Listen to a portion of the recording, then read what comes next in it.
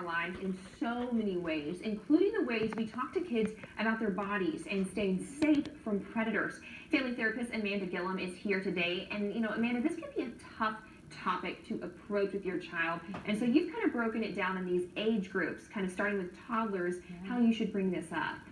Yeah, some people, feel like there's this age to have this certain talk, but really this can be an ongoing conversation throughout childhood development, even as young as infants and toddlers. When you're teaching names of body parts, teaching anatomically correct names of our children's bodies, giving them that power and ownership of their body. And there has actually been research proven that children who know the appropriate names for their body parts are at a decreased risk for abuse, because that would send a message to predators that they've been talking to an adult and they've been educated on their bodies. And what about the next age group as they, start to get older? How do you bring this conversation back up again? How do you talk about it? Yeah, as the kids get older and start, building relationships with other people, friends, family, we used to teach stranger dangers, like stay away from strangers, but really that's not as much of a threat with this age as it is the older ones. Most sexual abuse will occur in the family or close trusted friends.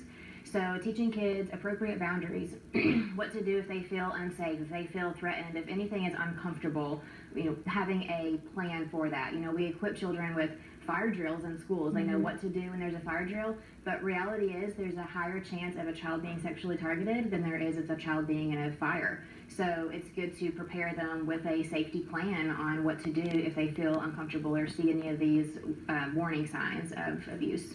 And then as they grow even older to that preteen, teen phase, you start factoring in, you're not around mom and dad as much, keeping a watchful eye. You start bringing in social media, the Snapchat, the Instagram, which is almost a gateway for more people to just contact you. How do you deal with all these new factors as, you do get older? And I guess kids too start hiding things from their parents as they get older.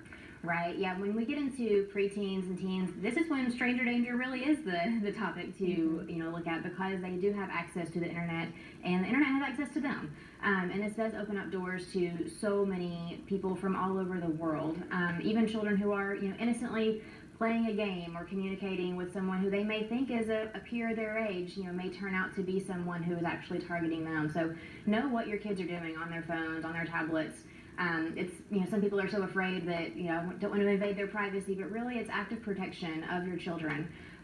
Be aware of what information they're giving out over their phones. Educate them on what's okay, what's not okay, and just really be familiar with what they're doing. There's so many apps that have these backdoor messaging pieces to that, so it's good to be aware of the access that other people may have to your children through their phones. This is great tips. Thank you so much for bringing a very hard topic, and sometimes it can be a tough one, an uncomfortable one for moms and dads, but an important one that we always need to talk about. We're going to turn to the forecast now. We're back to sweet